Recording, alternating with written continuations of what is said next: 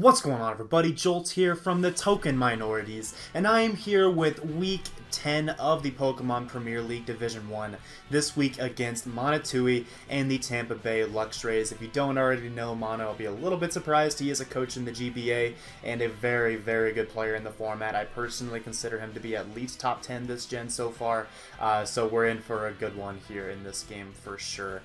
We both actually have the same record in the league this season, which goes to show really how competitive the PPL is this season. We're both 5-4, as you can see here in front of you. I have a differential that is 2 points higher than him, but that doesn't mean I should be favored in this match whatsoever. This is really a dead even matchup, I feel, and it's going to be a good one, certainly. He has some huge threats against my team. I have some huge threats against his team.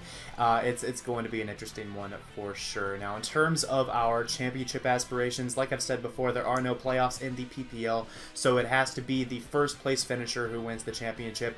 I need Melbourne Victory Star, West Coast Wingles, Maryland Torterrapins, and the Cleveland Bros all to lose, and I need to catch up to Shoddy and the Bayern Munich in differential as well in order to win a championship. So it is a bit of an uphill climb, but still possible. Kind of holding on to a little bit of hope on that, but it is pretty unlikely, unfortunately. But on the other side of the coin, in terms of relegation, the bottom 3 teams have a chance to be relegated or are relegated if they are in the actual bottom 2. So we do also want to avoid that, and we aren't entirely out of the clear yet. It does come down to a couple of the players below me losing this week or me winning over Monotui, and if either of those happen, then I will be safe from relegation as well, and might get to meme in the last week if there's no way I can win the championship. So we'll cross our fingers on that, hope we can get to there, because memes are fun. So without further ado, let's hop on over to the draft analysis here. So my opponent, Monotui, has Victini, Hydreigon, Mega Venusaur, Gliscor, Klefki, Cofagrigus, Licky, Hawlucha, and Swampert, with the Victini and Hydreigon being Z-move users, and the Cofagrigus being his Super Z-move user, most likely for Z-Memento, which could be pretty annoying for sure on that. So his team is pretty interesting. He has no hazard removal outside of Gliscor, which isn't really best used as a hazard remover, and I think he's only used it for removal like once all season, if that. So I don't think he's going to bring hazard removal, which could theoretically mean that I can hazard stack all over him, and that's definitely something that I tried to build around. But you'll see what I actually do bring here is a little bit unexpected, I think, in this matchup, and of course I'll talk more about that when we get to the team builder. But he doesn't have hazard removal, and that's been something that's really haunted him all year long, I feel, and that does explain the 5-4 record, I think, for a player of his caliber. But he does have a very, very threatening offensive core in the Victini Hydreigon. It's super good against my team, especially something along the lines of Scarf Victini plus Breaker Hydreigon. I think that's the most likely offensive combo he might have. There's also a chance of something really wild, like a Breaker Victini, Breaker Hydreigon, and a Scarf Swampert. He actually brought Scarf Swampert earlier in the year against a team that didn't have a ground resist at the time, and that was the Southampton Sneasels. But while my team does have ground resist, Scarf Swampert is actually kind of a threat.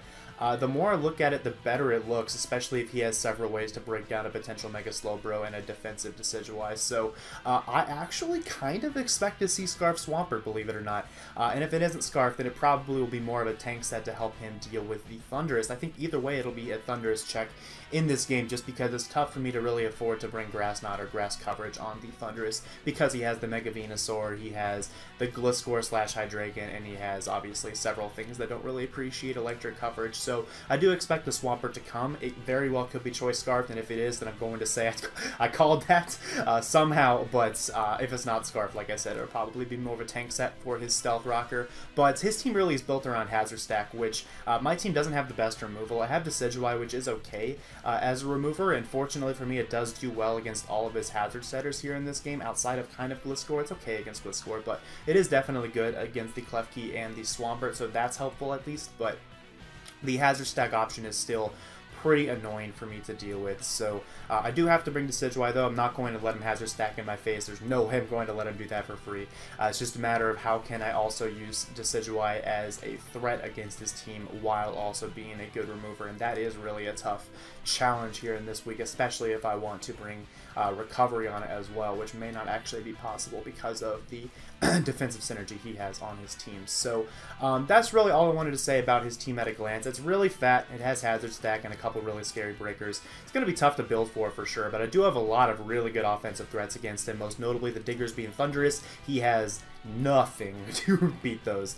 He can check Thunderous because of the 4 move slot syndrome with the Swampert, but otherwise Thunderous just wins.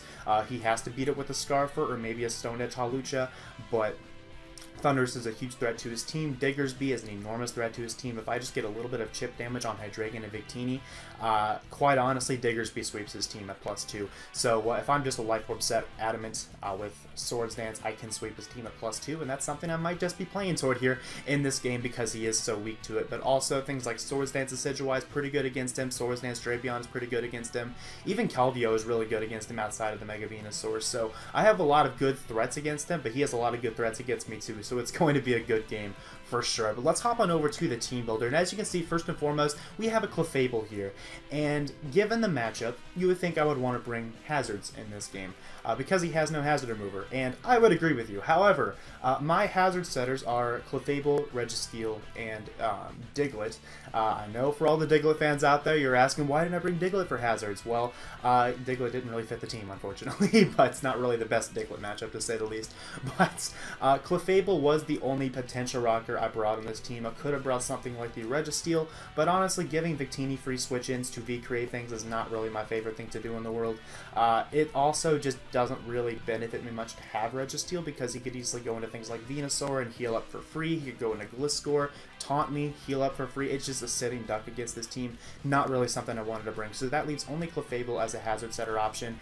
And quite honestly, the way his team is designed, the way his draft is designed, I think that I will be forced to defog hazards far too frequently to justify bringing Stealth Rocks on a Clefable that could otherwise have a very, very crucial role in this build. So I'm actually not bringing Stealth Rock.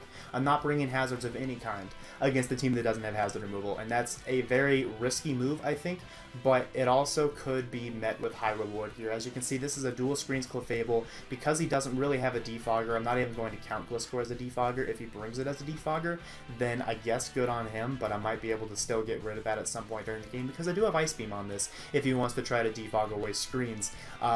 In my face, I can just Ice Beam him and he will not appreciate that. But yeah, with Moonblast and Ice Beam, I do hit almost the entire team, kind of. I don't really hit Mega Venusaur at all.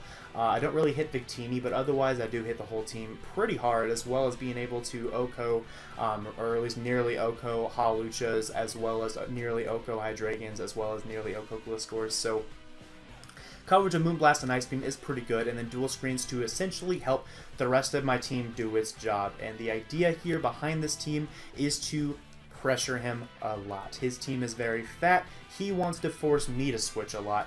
I don't want to do that. I want to force him to switch and to sack, because if he is the one switching, that means I'm not switching. That means I'm not taking hazard damage. That means that he is forced to sack Pokemon every time he wants to check my offensive threats with something that's faster than me, or with something that, you know, if he needs to be able to take a hit with something, he might have to sack something to get a free switch in, because I'm going to always be applying the pressure. So I do want to have the dual screens option here to help me get those setup opportunities so that he will struggle a lot to deal with me. Now, this EV spread does allow me to take a variety of hits. Most notably, I survive a Corkscrew Crash from Hydreigon, both a Jolly variant. I have a good chance to survive a Jolly Max Attack Corkscrew Crash coming off of an Iron Tail. I also am guaranteed to survive a Timid Corkscrew Crash coming off of a Flash Cannon, so that's pretty nice. It also lets me take one Specs Flash Cannon. It lets me take, I believe, 2 Scarfed Flash Cannons. Yeah, it's a guaranteed 3 KO, so I can take 3 Scarf. I could take 2 and die to the 3rd Scarf, or just Timid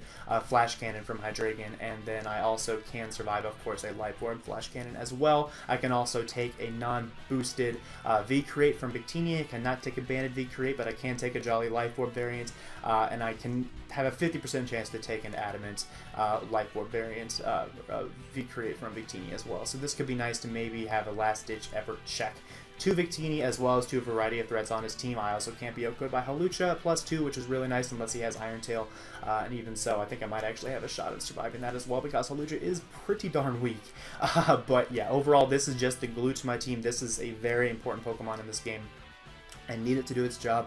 If it doesn't do its job, I will definitely lose. So yeah, Clefable, very, very important.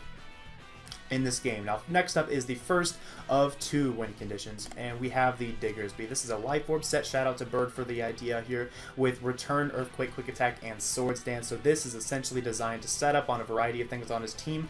Surprisingly, this can even set up on the Mega Venusaur, especially if I have a light screen up, as I will be able to get the +2, and a +2, like I said before, which is a little bit of chip damage on his faster Pokemon. I sweep his entire team, which is nice.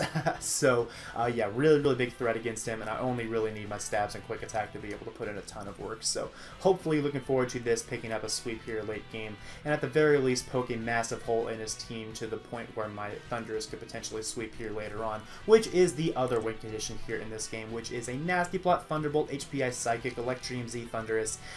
Very, very good against him. Like I said before, only really checked by the Swampert and Scarfers, or maybe a Stone Edge Hawlucha, but otherwise his entire team is body bagged by this. I think maybe Spadef Mega Venusaur, or even Defensive Mega Venusaur, has a good chance to survive a +2 Psychic, but if I have any chip on it at all, then it should be in range of that. So that's pretty clutch there, I feel.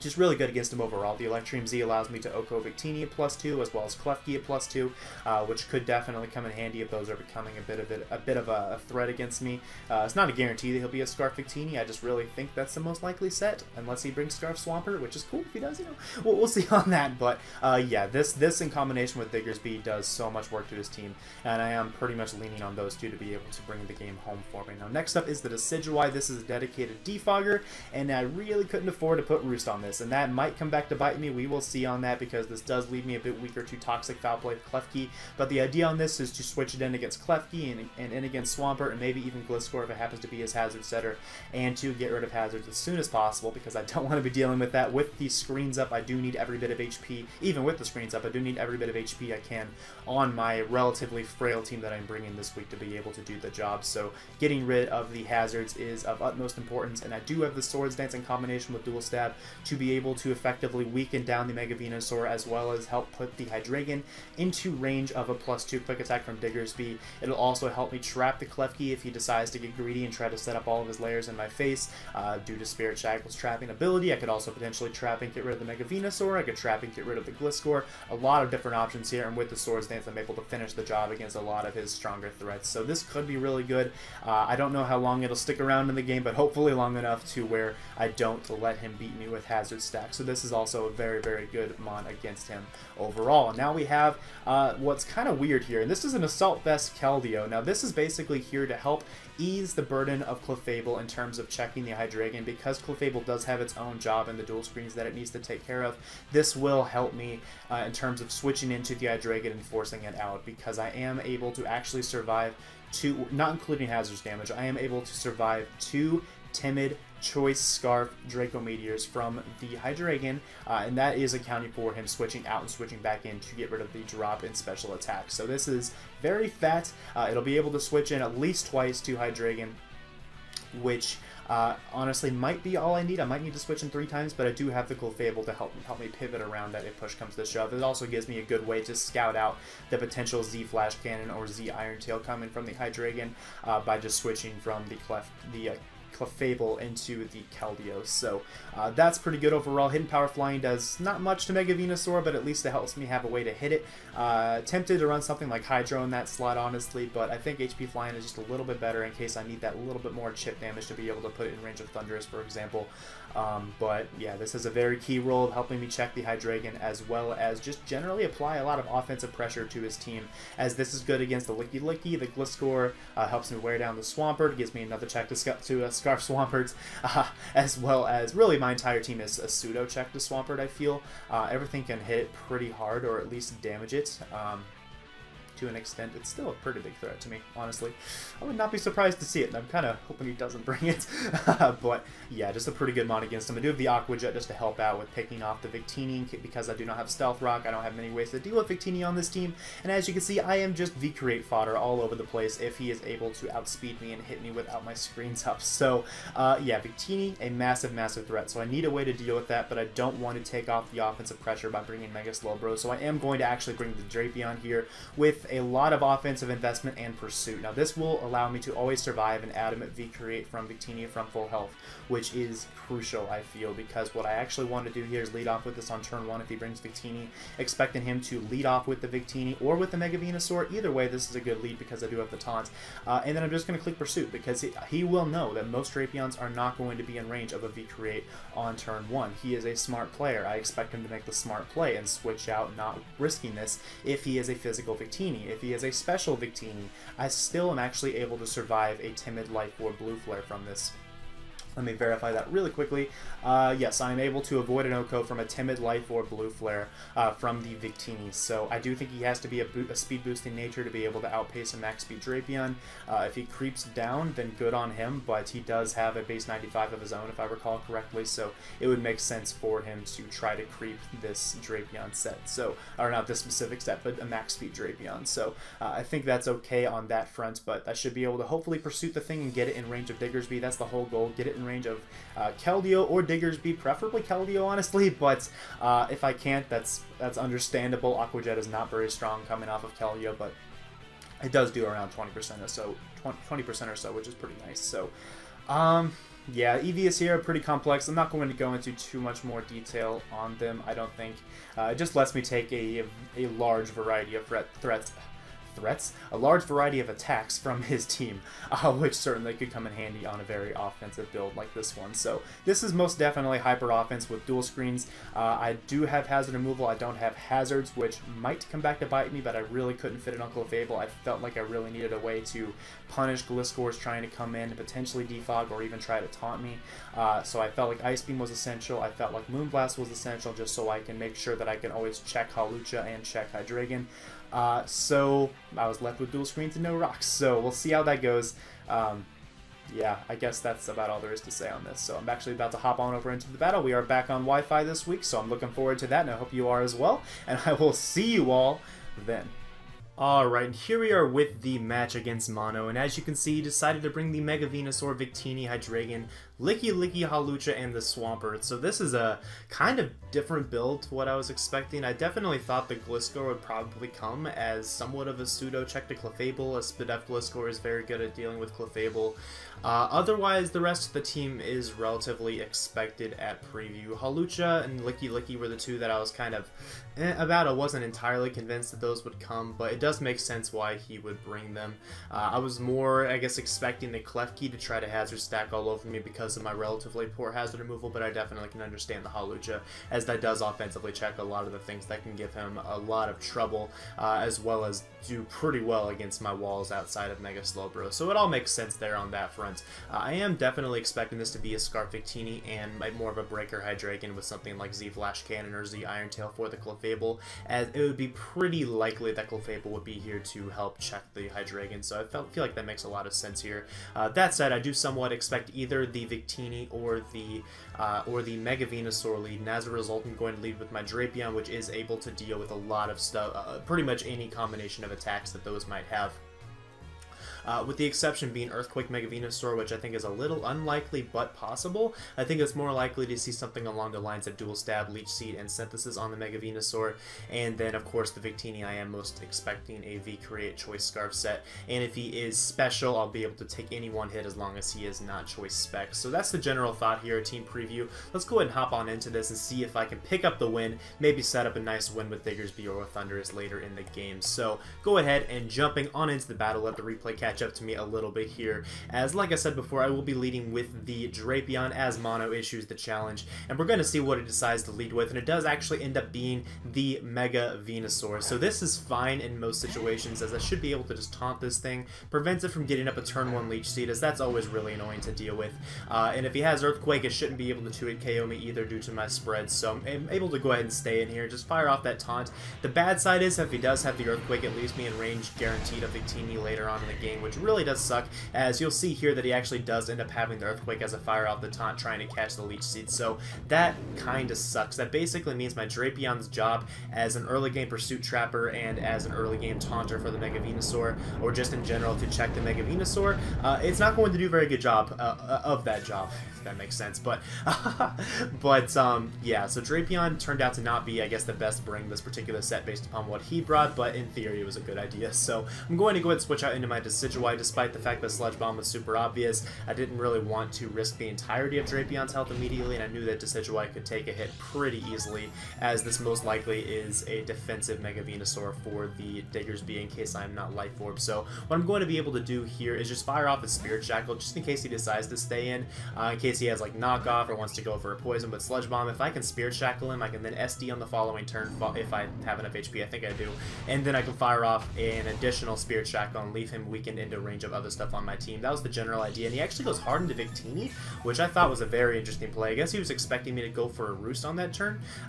Very risky on his end, certainly, but now I'm actually going to be forced to sack a Pokemon to this because I don't have a switch into this, because my Drapion is weakened and I don't have screens up yet. So down goes my Drapion here to the Blue Flare, revealing that he is special, or at the very least mixed. So that's good information to have. He does not show Life Orb damage, so I'm either leaning towards Choice Specs or a Z move on this Victini, and I do need to keep the damage in mind on this as we move forward. As here, he's going to switch out into the Mega Venusaur on my Keldeo. I could have pulled a double there, but it really wasn't worth it. I wanted to go for the Scald Burn just to get some residual on this thing, just to ensure that I can wear it down more easily with things that are not +2 Diggersby, as I do not get the burn, unfortunately. But I'm going to fire off a Hidden Power Flying here because I know for a fact the Sludge Bomb is coming, trying to catch the Decidueye again, and he is not even guaranteed to have a Grass move against me, honestly. I think he will, but it's not guaranteed, as he is just going to fire off the Sludge Bomb, do 0 to me because I am an Assault Vest Keldeo, and now I'm going to switch into my Decidueye, expecting the Synthesis or the Grass move if he has it, and I do end up getting that play correct. So we're able to work around this Venusaur pretty well so far in the game. Unfortunately, he is still at full health here,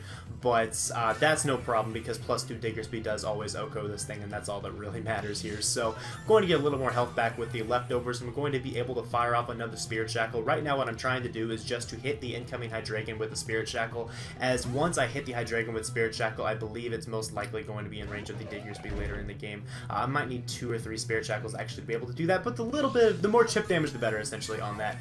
That's really what I'm going for there. So I'm going to, he's going to go into Licky Licky there on the Spirit Shackle, which is nice. He doesn't take any damage, but what this does is this gives me a switch into my Clefable to go ahead and start up the screens game, as there's nothing Licky Licky can do to Clefable, obviously. The unfortunate part about this is he's going to be able to Wish Pass back into the Victini, as I don't have coverage for the Victini on this Clefable, so that really sucks. What that does is that takes the Victini outside, excuse me, outside of range of a +2 quick attack from Diggersby, so I need to get a little bit more chip damage on this thing somehow during this game to make sure that I'm going to be able to deal with it with the +2 Diggersby. But I do get up one screen, now I'm going to get up the other. I think this is the Reflect coming here on this turn, as he's just going to U-turn out, revealing that is probably a choiced variant. That would make the most sense, so now I am suspecting that this is a Choice Specs Victini. So here, he goes into his Swampert on my Reflect, which is fine, fair enough. This is nice now because it helps me deal with the potential for a Choice Scarf Swampert, which I really, I don't know. He didn't bring Gliscor, so I don't think it's Choice Scarf Swampert. I think it's Stealth Rock Swampert, honestly. So I'm just going to go hard into my Decidueye.